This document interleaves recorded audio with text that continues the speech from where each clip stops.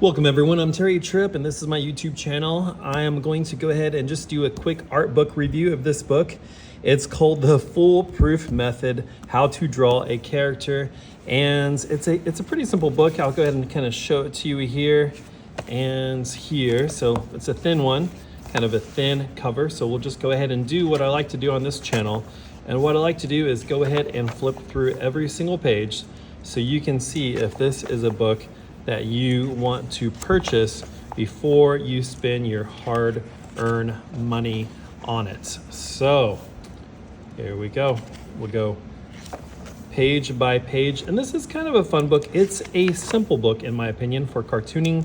It provides a lot of good references.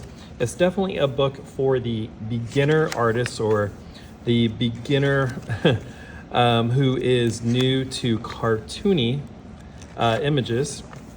If you like cartoony images, this book kind of gives you some very simplistic references.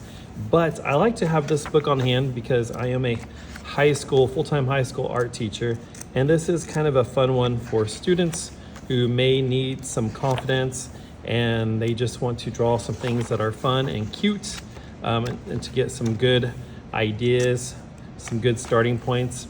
Also sometimes like to do a comic unit with my beginning art students where they actually put together a short little 8-panel or 16-panel comic strip, and this does provide some good references for that as well. The advice is it's good, it's simple, the wording, but it's nothing for an advanced artist. So if you've been drawing for a number of years and you have a pretty good idea of anatomy, you can probably stylize things on your own, but this does really help the beginner artist. So I'll go ahead and put a link in the description below. But do I like this book? Yes, I do like this book. I do enjoy it. I'm glad I have it, but just know that it's more geared towards the beginner artist. So we'll catch you guys next time for some more art book reviews here at my channel. Once again, I'm Terry Tripp, and I hope you guys have a great day.